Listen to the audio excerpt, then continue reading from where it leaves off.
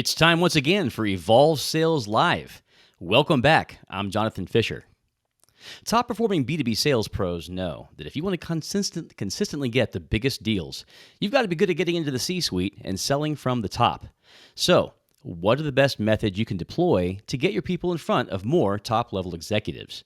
Well, today's guest is the perfect man to help us with that. Ian Koniak brings nearly 2 decades of a career in selling tech and leading sales teams for Fortune 500 companies. Having personally generated over $100 million in sales, Ian was named the top director of sales for Ryco and the #1 enterprise account executive at Salesforce. Today, Ian has built on that success to become a renowned sales trainer and keynote speaker, and he sits as the dean of the Enterprise Sales School of Pavilion University. Ian, thanks so much for being with us on the show today. Thank you for having me and appreciate the great intro. I'll try to live up to that awesome bio. It's funny to hear it, but it's great to be here, Jonathan. It's good stuff. I had to pare it down. You've done a lot of great things. So if you would, share a little more with our audience what you do every day. Well, every day I have the privilege of coaching salespeople, and I teach them, I'd say, things that they're probably not learning in their own company. So what it really takes to be successful, right? You have enablement teams that are teaching certain content, but they have a lot on their plate. They have to teach processes, they have to onboard, they have to teach systems and products, right? But a lot of times these selling skills are neglected in companies. So you rely on a frontline sales manager, and let's face it, they're busy and they have a whole other team. So I get to coach and to train salespeople who are looking to up their game and learn what it really takes to sell 7- and 8-figure deals, 6-figure deals for some. But how do you sell large transformational deals, specifically in the SaaS space? So I run a program. It's called Untap Your Sales Potential, and it's a coaching platform for AEs to really get to that next level and progress their skills, not only in sales, but in life. It's a very holistic program. That sounds fantastic. It is funny. You run into this a lot where very large, very well-run businesses and companies have these huge gaps in some of the enablement and some of the support that's required to help sales professionals succeed. So it sounds like you're really right on the front lines of offering some important gap-filling assistance on that front. Sounds like it's pretty fun as well. What are some of the neat things that you've been able to see in your career in coaching AEs? Gosh, I mean, the biggest joy and fulfillment I get is watching. I like to call it people when they pop, when they sometimes get it, that aha moment when it's like, I've been thinking about this all wrong. I've been doing it, because it really is so simple, but sometimes it takes many years before people can, they're building up being ready to change, and it takes a split seconds when they actually make the change. So my biggest joy is actually seeing people get it, seeing that aha moment where something clicks and then everything changes because they believe it themselves and they integrate and process it themselves. So it can happen anytime, on any day, in any conversation. But that's really my joy, is watching people that didn't get it before, and then all of a sudden they do, and then they have the confidence to go try what they teach, and then they tell me stories on how it's working and how they're getting into more meetings or selling bigger deals as a result of my training. It's really one thing to do it yourself and to see the benefits for yourself and your family. It's another thing to help other people do it. So that's where I am in my journey, where it's really, really exciting to see other people succeed based on what I'm putting out there. So yeah, love it. Love the passion for that too. That's fantastic. So there's a whole range of areas of skill that need help to be successful, especially as an AE selling into larger accounts. We're going to focus in on just one for today's show, and that is getting into the C-suite. And maybe one obvious question is it almost, kind of question the whole premise. How important is it to get into the C-suite in today's day and age? Yeah, it's pretty important, but I want to differentiate between C-suite and senior executive, because you can carry a C-level title and not necessarily be the primary change agent or driver or decision maker in many cases. It depends on what you sell. That's the truth. So if you sell one product, for example, that might only touch one department, and it's a very niche product per se, then it may not be as important. But if you're trying to sell in general large deals, 6-7-figure deals, typically it's going to have to go to a CFO. It's going to have to go to a CRO. There's just levels, especially in the enterprise, of approvals where they can't spend money unless it's a certain amount. So I just recently did a large deal, and the head of finance told me it had to be signed from the CEO, for example. Fortunately, I was already engaged with that CEO. We were already directly working together, and it was a quick approval. But I think it depends on what you sell. It depends on the size of the deal. But in general, if you want to make, a lot of money in sales and you want to get to that top level, you better get comfortable talking to executives. So whether it's a C-suite or whether it's an SVP or an EVP or a VP level, typically that's the level that I kind of bundle together when I say executives, right? So it's everything. There's a recent stat that said that if you don't, it came from Gong, if you're not engaged with executives or decision makers that are economic buyers and can pull the trigger, your likelihood of winning a deal is 80% lower than if you are in SMB. And in enterprise, it's 233% lower. And those stats came from analyzing literally tens of thousands of opportunities and all the data around that to see engagement with decision maker is by far the number one, by a landslide, indicator of whether a deal is closed. So it's everything in sales, and especially for big deals. Okay, I think it must be important. The numbers sound like they tell a story. So, when we're talking about who the decision maker really is, I mean, the DM can be in a different rung on the ladder. I mean, corporate structuring has definitely evolved in, the decades of selling into business accounts. But still, if you can have a little bit of the ear of the next rung up the ladder, as it were, or the next office above, that could probably be helpful in negotiating deals. Yes. Oh, of course. I mean, I always say never take a no from somebody who can't say yes. Yeah. If they can't say yes, what gives them the right to say no? So honestly, I've had so many deals where I was working at one level, maybe lower in the organization, and they said, we can't do this. We don't have authority. We don't have budget, whatever. And I took that same message, same value prop up to the C-suite after I had been told no and was far along the sales cycle, and then found out later that deal moved within a week, 2 weeks, a month. It just, power compresses deals. So it really is, it's not just a matter of getting to power. It's about getting to power early so you can save yourself all of those cycles of, bottom up selling, which just takes, a lot longer. Top down is always a little easier than bottom up. Sometimes you have to do it, but definitely an advantage there. So there's a lot of challenges involved in that. Back in the day, the biggest challenge was just trying to get through the gatekeeper, and there's entire courses of training. You can probably still find them online and at the bookstore, how to get through the gatekeeper. Today, like this is probably more of a problem than the actual gatekeeper, right? Than the cell phone I'm holding in my hand. And there's other challenges as well. Let's talk about those. What are the obstacles to getting to the decision makers we're talking about? I mean, I could give a clinic on this, but the biggest, I'll say two obstacles. The biggest one by far is their time. They're just busy, right? If you're an executive and you're running a pretty large company or you have a big team under you, your time is very limited. Most of your day is spent in meetings, or when you're not doing it, you're trying to execute projects. So that's the first, the first challenge is there's a lot of demands and attention for their particular time. The second challenge is they are inundated with requests to meet, not only by vendors or people reaching out, but also by their own team who wants their attention and time. And the third challenge I would say is that they are constantly fighting fires. And I don't mean like ripping their head off, but like if you run a company, run a company, I run a company, and frankly, I pretty much only work with executives now if I'm going to do some kind of engagement or training or coaching. And what I found is it's not that they're not interested in what you might have. It's just they have competing priorities and more immediate priorities that they have to focus on. So they can't even think about what you're talking about, which most likely will require them to change, to get other people involved. So you're in a battle for their attention and their time and their prioritization. And those are probably the three biggest obstacles I would say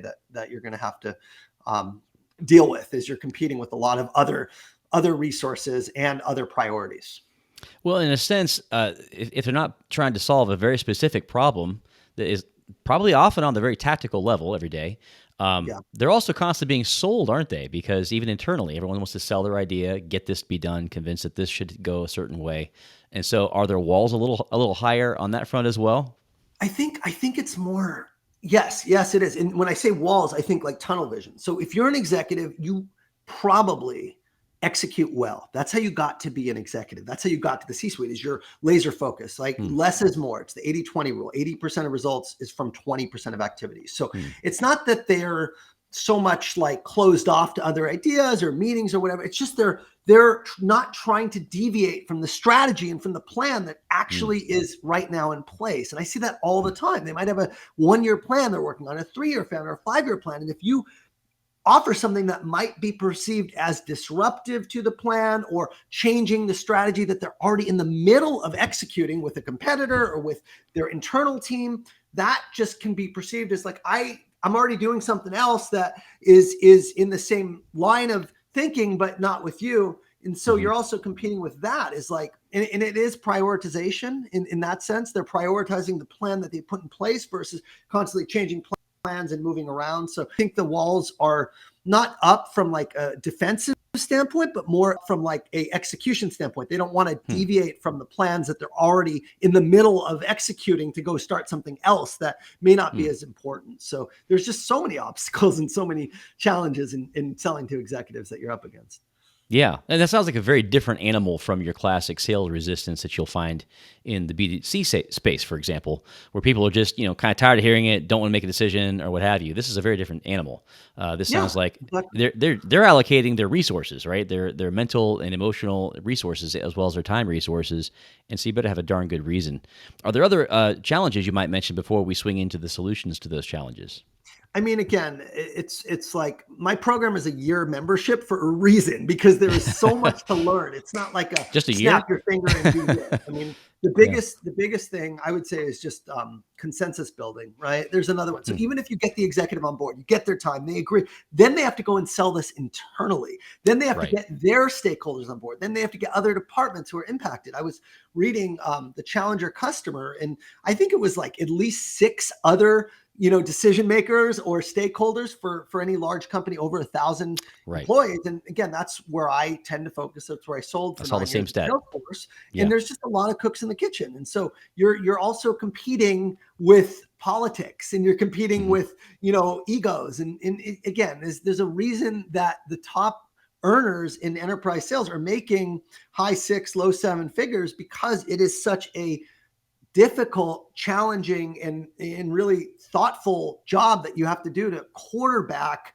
all these moving parts within a large sales cycle. So not to sound daunting, but this is just the reality of what it takes to close big deals.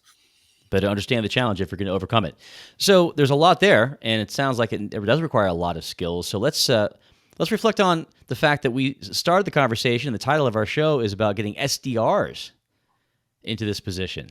So we're talking about what is in most companies kind of a starting position, trying to work their way to what is going to be toward the top, if not at the top position in the target, the prospective buyer. So let's talk about that. What are some maybe set the table for us a little bit. And I think we're speaking both to the managers of SDRs and maybe to the SDR, him or herself. What are some of the fundamentals we can begin to talk about here? And before I talk about how to get in, I want to be very, very clear. This is something I will just back up 100% of the time.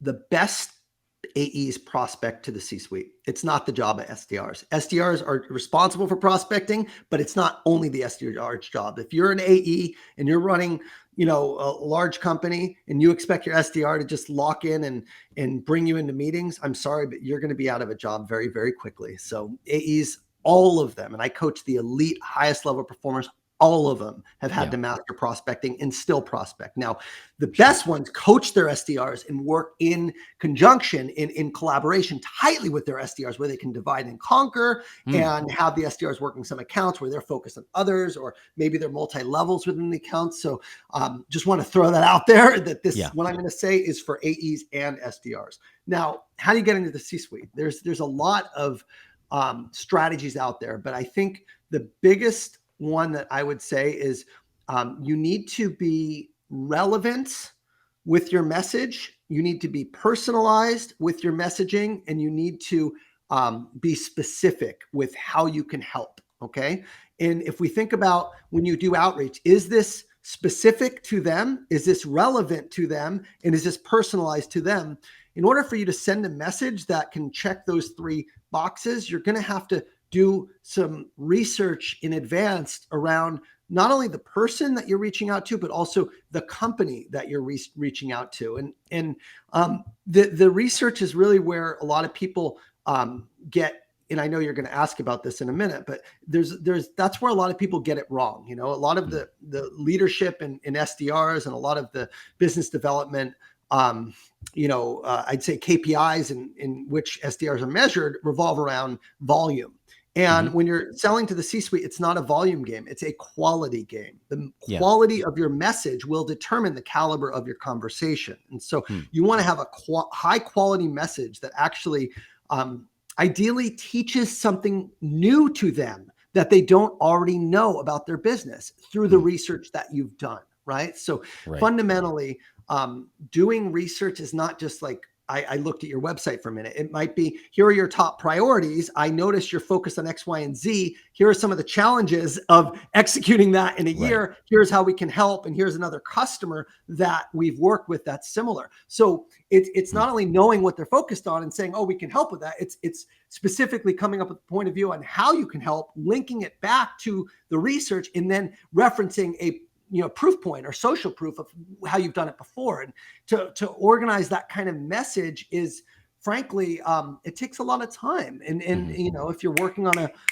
just auto dialer kind of high volume type of environment, then you may not have the time. So I think, again, a lot of people, they measure the quantity game, but it's not a quantity game when you're talking about getting into the C-suite. It's a quality game. And that's what actually gets you meetings with executives. And I'm fortunate where I had to learn this the hard way. I came from selling copiers and it was all about activity and volume, and it didn't work. And I ended up missing my quota several years in a row until I started to actually do some deeper work and come up with a point of view on how we can help a company.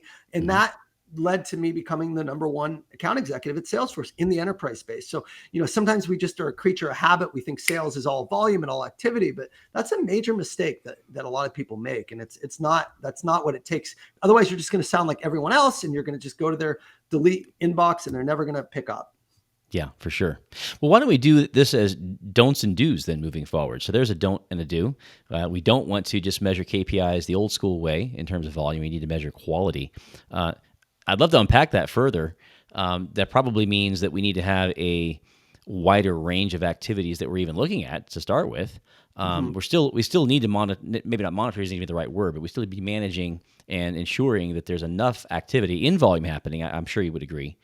But if we're too focused on, here's what I'm hearing. I'm going to test this theory. I think what I just heard you say is, look, at the end of the day, we just got to get to appointments, and maybe it's more about training on some of the kinds of activities that are going to lead to that. Is that kind of where we're getting at? Here's the simplest KPI you need to manage is meetings set and meetings actually attended, right? So if you're measuring calls, you're missing the boat. And too many people do that. I never will advocate any sales leader to measure calls ever. I never did it. And I had the highest percentage of reps in the country over plan. Okay. And there were new reps that I was teaching how to prospect. All that matters is, did you book a meeting? So if you're sending 10 emails out combined with 10 quality phone calls and video messages, right? You sent 30 contacts and that goes to 10 people, right? 3 times per contact. I did 30 touch points. Well, if those 30 touch points end up getting, 2 meetings, right? As a result, my ratio is 20% of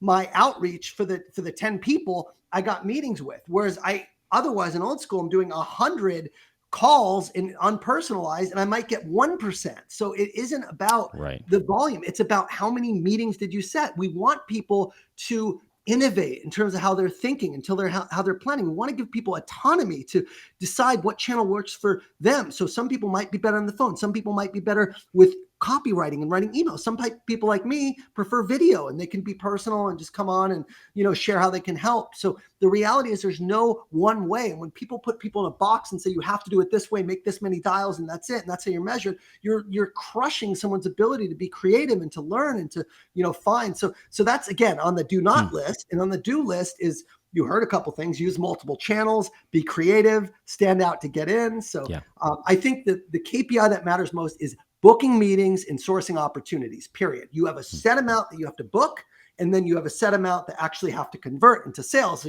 they're, real deals, and everything else, however you get there, whether you're using events or whether you're using email or whether you're using video, like it really doesn't matter. You do what you can to get the meeting. If you want to go door knock in person, great, right? It doesn't matter. It's about getting the meeting. So that's the biggest mistake I see. And ultimately, you got to let people do it their own way, as long as they're getting the result. If they're not, then you go back down to activities. Okay, well, what is the quality look like? What are you doing? And then you coach them versus just saying the dials is the win. The dials is not the win. So anyway, that's just my 2 cents on it. Yeah, that's really solid stuff. I love that. I feel like, now we're training our people to not just do rote activity. We're actually they're stakeholders in the outcomes a little bit more in this approach, because look, whatever I need to do creatively to get to this endpoint, I got to get this number of appointments. I don't know you can feel the freedom to be creative. How important that is. The goal is people, right? to book the meetings. That's it. Right. So however you book the meeting, and obviously make sure they show up. If you're booking a bunch and they're not showing up, that's a problem. So booking, showing up, and sourcing deals that close, like that's really it. Nothing else. How you get there is going to be different for different people, right? Yeah, for sure. Other don'ts and do's you might mention. I think when we talk about like just a simple formula, if I want to give you kind of my playbook for getting into the C-suite, the do is you research, right? Specifically 2 things. 1, the goals that they have and the priorities they have. Number 2 is the challenges or problems. And another do is like, if you can, right, become a customer.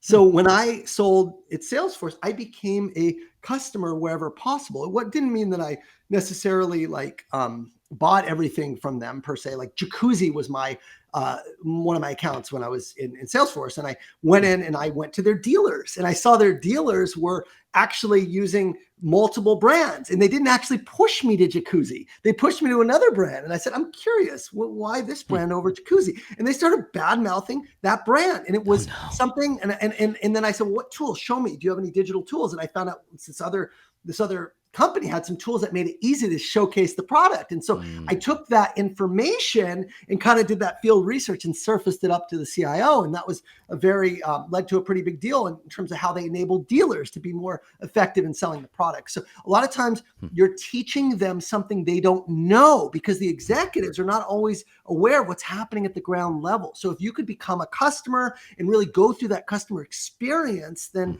fundamentally, you're going to have a point of view on where and how they can do better using their product or service. So there's a great example from the CEO of Bravado. He did a post earlier this year, and he basically got meetings with Mark Zuckerberg and Sheryl Sandberg and the CEO of Costco. In his approach, he worked at Glassdoor at the time. He would do a sentiment analysis on employees and find some insights on how remote employees actually rated their leadership worse than on-site employees, and brought that information to a report to the HR head and who got passed to Zuckerberg. And then he ties it back to their goal. At the time, I know Facebook or Meta is contracting now, but at the time they were expanding a lot. And said, hey, I want to talk about how your employees are publicly representing your brand and how that could be negatively impact your recruiting efforts. And so it's not just teach them something new, it's provide them with a compelling reason to take action. So those are the 2 do's, is like teach them something and provide them with a compelling reason to take action. And you can't do that if you're just scratching the surface. So when I say research, I mean deep research. And the reality is, once you get into one of these larger accounts, like you only need a couple to make your number for the year. So if you can spend half a day doing some research and really understanding and coming up with a good message, then you can take that message to many execs across the organization. And typically your likelihood of landing a meeting is going to be way higher, because you're disrupting the sales cycle where they're not raising their hand and saying, I know I have a problem, I need to solve it. If they're doing that, it's already too late. They're already probably looking at multiple vendors. You might be in an RFP, it's competitive, and you're just a commodity. Whereas if you teach them about a problem they didn't know they had, now you elevate yourself to trusted advisor status. And that's what, we're all trying to do. So it's all about, again, making that message specific and relevant to them and personalized, and teaching them something they knew about that they didn't know they had, and then linking it. Linkage is linking the research back to what you do, your product and service. So it's your uniqueness. How can you help? And my experience has been when you go through and do this type of work, at the very least, they'll refer you to other people. Maybe the CEO is not going to handle it, but they'll get you in front of the COO. Or maybe at the worst case, they'll go and respond back and tell you, hey, this isn't a priority, but it's on my radar for next year or whatever. But you're going to get a response versus just sending stuff out to go into the ether where no one responds.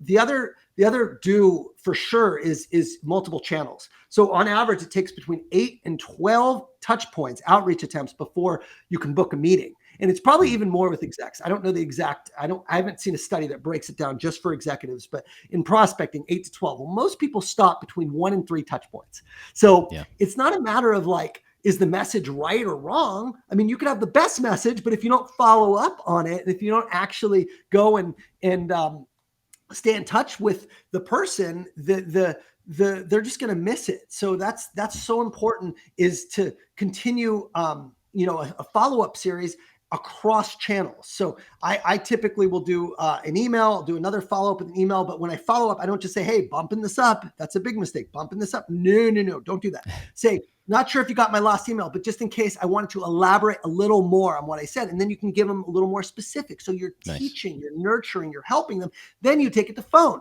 Most people avoid the phone like a plague, believe it or not. So get on the phone. And then when you call, don't make it a cold call, but reference the email that you sent.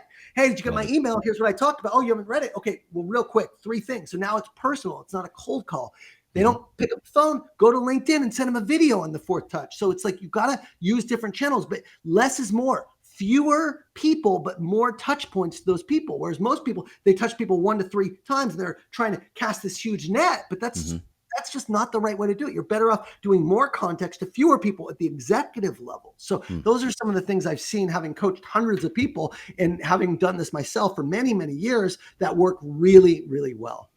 Man, that is some solid stuff, Ian. I love it. I love the energy. I love the fact that you're talking about an approach that really is going to have a cumulative effect, so that it's almost like selling one to many, right? And except it's kind of the inverse of that. You're turning the pyramid upside down. Many to one, yes. Good way to think of it. That's exactly right. Many contacts to one person. And I have more than that. Like I have a whole thing I teach in my program, but each touch point should add something new, right? So, one could be the original point of view. The second could be more specifics. The third could be a white paper that connects to the specifics. The fourth could be a customer story that you can reference that's similar. The fifth can be an ROI study that addresses the problems. So you have to add new content that expands upon the original point of view versus just bumping it back up. So the act of like creating a series of touch points with nurturing and education is something that I think nobody really does. There's certainly a lot of people who do sequences, but I've never seen a good sequence apart from what I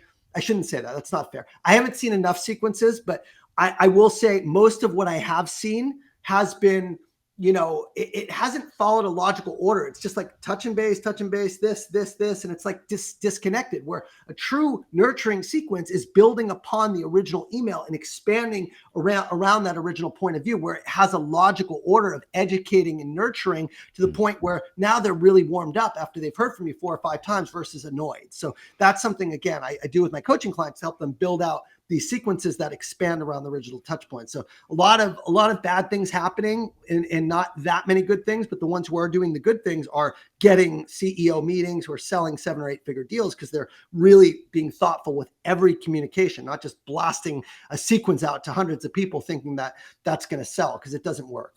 I love it. Well, the best way if our audience members would like to follow up on what you were just talking about is that online on LinkedIn? What's the best call to action for our listeners today?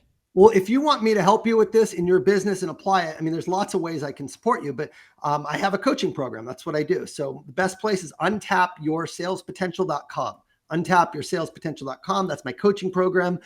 It's sold out now, but I will be taking my 2023 class in January. So it'll open up. There's a wait list. You got to get on the wait list. That's who I'm selling to. So if you're interested in learning how to do this and applying it, get on my wait list. It is for AEs. So if it's BDRs, probably not the best fit, but AEs listening, or you're trying to get to an AE and you're going to be there soon, it's a great place to accelerate your career. If you just want my content for free and you don't want to invest, I have a YouTube channel and I have tons of videos there. I also have a newsletter. Just connect on LinkedIn, and we're all probably already connected if you're watching this on LinkedIn. But if we're not, shoot me a connection request and I'll send you links to my newsletter and my YouTube channel, and you can follow me there. And when you become an AE or when you're ready, that's when we can go in and basically we can start working together, if it makes sense.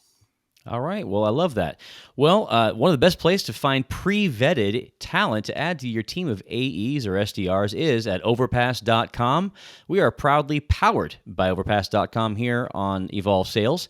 And if you go there, open up your free account, and you're a hiring manager, within days, you could have some of the best people on the planet hired on your team instead of weeks. Check it out, overpass.com. Well, we're going to go ahead and jump into our Q&A, Ian. What a great conversation it's been already. I'm excited to see what are some of the questions here in our chat. And so the aha moment, someone says, yeah, there's another trainer on the line here that is commenting about that as well.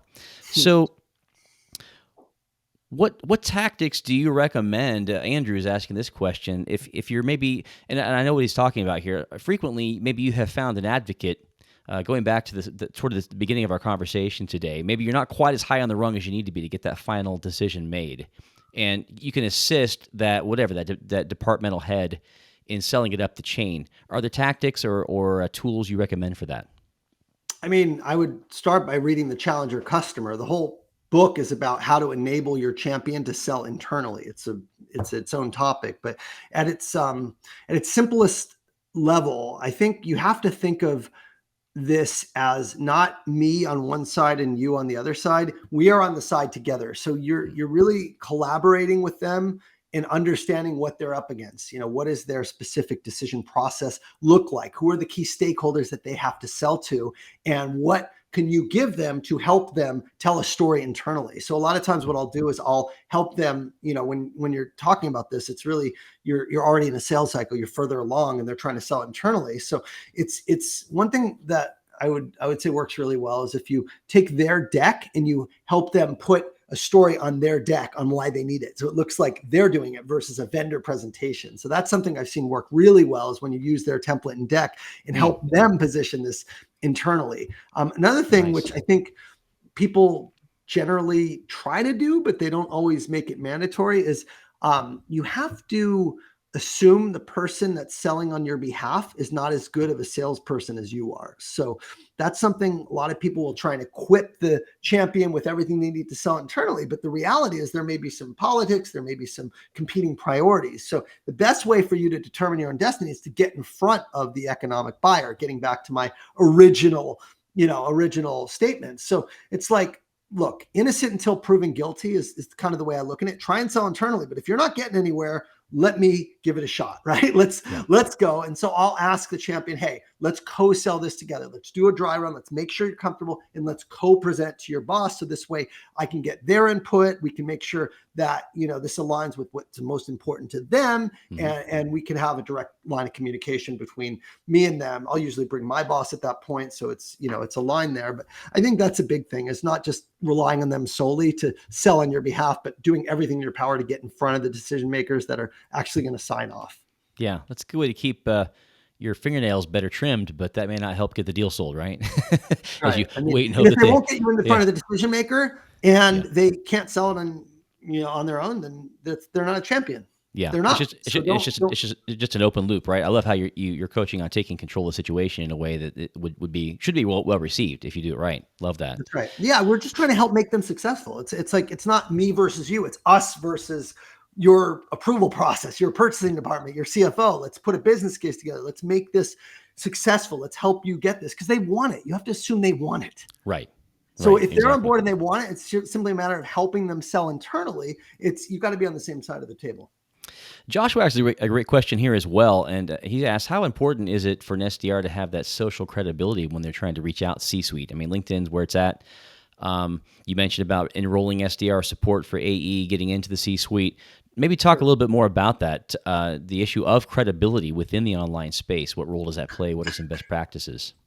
I don't think it's important at all to have social cred as an individual. I think if your company has some cred, right, then that'll do it. So if you work for a company like Salesforce, people generally know it. So you don't have to have this big personal brand established. I think a lot of people like to think that that's super important to like be well known, but it's not. What's most important is to have a professional profile set up on LinkedIn, right? So it's not about having 1 million followers or being the thought leader as an SDR. You don't need to worry. Go do your job and execute, because that can be a big distraction. What's more important is to make sure that your LinkedIn profile has a professional picture, that you're messaging on your headline. So if you go to LinkedIn and you actually click the little pencil mark by your profile, there's a little section called headlines. So a lot of people get their headlines wrong. They just put like what they sell for or what they do. Don't do that. Put how you help people. So we help sales teams deliver better, high quality training to elevate their sales team. So something like that. Like if I'm doing training, I'll say, I help AEs perform to their full potential in sales and in life. That's the first thing. So you want to say who you help and how you help them versus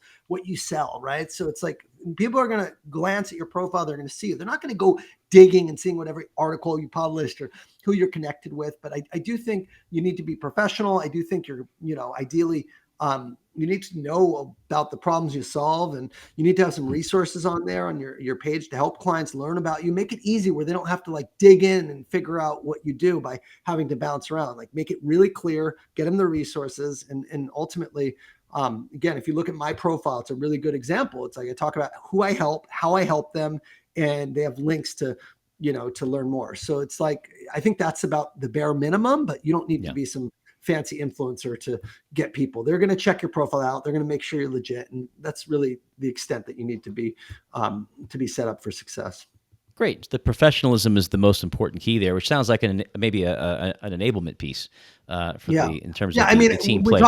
We talk about social credibility. Social credibility is not the individual. I want to be really clear. It's the company. So it is important, on the other hand, to make sure your company, you have social credibility in that you have some examples of people that you've helped. You have some customer logos that you can share. You have some stories, right? So for me, again, my street cred or whatever is specifically testimonials from customers. And I make it very clear and easy to hear from other customers who might be working together, because that needs to be visible. So I'd say it's more important for the company marketing department to do that than the SDR to do that kind of work. But you want to be able to point people to those customer stories fairly easily. For sure.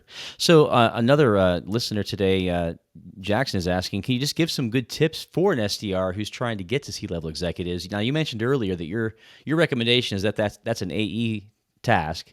So talk to us about that. How can that work? It's not only an AE task. So my strategy is I had my A account. So let's say I was an enterprise AE. Let's say I had 10 accounts. Only 20% of those accounts I was actually prospecting to. It was 2 of the accounts I went all in on, went to the C-suite. They're huge, huge accounts. So I could make my number just off 2 accounts. So again, my strategy was I was prospecting to the C-suite of those 2 accounts, and my BDR was going after my B account. So my A accounts, I was going after. The BDR was going for my B accounts, which are the next 30%. So they had 3 accounts. And then the C accounts, which is 50% of the account, then the BDR was taking, but it was more just one channel, email, whereas the BDR and the B accounts was doing personalized prospecting to all levels and multiple channels. So they were kind of focused on those 3. So you really do have to work with your AE to kind of break it up. But in general, I'll go back to what I said in the beginning: research, provide a relevant point of view, and teach them something new, and use multiple channels, right? The old is forever new. It's just, don't put people on a sequence. Do not put people on a generic sequence if they're in the C-suite, right? Go out and think about how you can help them. And really, no one wants to, if your email, if you look at it or your message sounds like you could send it to anyone else, don't send it to a C-suite, because if you can just trade it for anybody, that's not going to get in. It's going to sound like everyone else. So you want something that sounds like and feels like it was just for them when you're prospecting the C-suite. That's the biggest piece of advice I can give. Right. Here's a question from our own Levi Popak. He's asking, what is the revenue mark where the penetration challenge is not as severe? I mean, you're bringing this experience of selling enterprise level, but at different rungs on that ladder, as it were. Do you have a sense of that, or do you know some of the statistics on that? It's smaller businesses. I mean, honestly, like if I work with a company that's like under 200 employees, I can get to the C-suite pretty quick, and it's not as hard to break through, and I don't have to do as much research, right? I can just reach out directly. So in general, the smaller the company, the less bureaucracy, the less layers, and the less demands on their time. So I would say for small to mid-sized business, anything under 500 employees, my experience has been it's pretty easy to get into the C-suite, and I wouldn't even bother doing director or VP. I'd go right to the C-suite for anything under, I'd say 500 employees. That's been my experience, getting right to the owner of the company or the CFO or whoever. It generally is, I'd say, fairly easy. On a scale of 1 to 10, getting into that level in enterprise would be a 10. In a small to mid-sized business, it would be a 2 or 3, usually a couple emails. And, you still want to be relevant and personal, but for small companies, it's just not, you're not competing for as much time and attention, and they're not as bureaucratically, locked into what they're already doing. Generally, they have older systems, they have legacy processes. It's not like this thing where they've invested 5 years in this huge platform and they're not going to deviate from it. So the large enterprise is exponentially harder to crack in versus the smaller. As far as revenue, Mark, I think any deal under 100K, I'm not wasting a lot of time. I didn't even work deals under 250 when I was at Salesforce. I was only doing the big ones. So anything under 100K, I mean, we're talking a few calls, right? If it's a 75K deal, I'm doing a first call, I'm doing deep discovery, I'm doing a couple meetings to kind of see what's happening at the next level. Then I'm presenting back to, the C-suite and all the key stakeholders. You shouldn't be spending 6 months on a 40K sales cycle. That's just not a great use of your time. So I think the Pareto principle is very real. For me, it's that 80-20 rule. So 80% of my time is going to 20% of my opportunities but they're very large opportunities. So you need to manage your time properly. But again, I'm speaking to AEs when the opportunities already worked versus BDRs who are prospecting. Yeah, that makes a lot of sense. I had a question I want to ask into the mix here, and that is, are there additional tools for research that are go-tos for you? I'm thinking, obviously you can look online, their website, and go to Crunchbase. Maybe there's Zoom Info account, if you have one. Are there some other go-to tools that you like for learning as much as you can to be able to implement on your model here? I mean, it's all the standard things, right? Zoom Info has a lot of great info about like the account hierarchy and, the different levels and executives. It's got their contact info. LinkedIn Navigator is great for just understanding, multiple levels of connections and grabbing leads and bucketing lists. It's also good for seeing who's new in a role, right? So you can get alerts on LinkedIn, or you can create lists on Sales Navigator that actually let you see who's new in a role within, the past 6 months at a company. And then you can have a very targeted outreach to them based on what they're trying to accomplish in their new role and how it's going for them, and kind of call that out. Another thing that I use, I mean, these are pretty, I think most people use this, but maybe not. I don't know. I use Google Alerts all the time. So rather than going out and having to do research where I'm having to find everything, Google Alerts is actually pulling from the news and from, the most relevant information. So when something happens, when someone has an acquisition or they're doing layoffs or they're doing, any kind of fundraising or whatever, you're going to get those alerts coming to you every day. So you can set up Google Alerts for your top accounts, and then use what's called triggers, trigger-based prospecting, where you're basically seeing something that's happening and you want to get in there first and say, hey, I just saw this, we need to talk, right? So that's another one. And then another tool that I use within LinkedIn is just the bell. If you want to get notified when someone posts something, or when one of the people you're prospecting has, anything that they're commenting or posting or whatever, you can set up an alert for them, hit the little bell by their button, and then you have notifications coming to you when they're posting stuff. And then you can actually comment or engage with their content and start building a kind of a social selling relationship with them. You can connect with them. So I use information coming to me through alerts and through notifications on LinkedIn.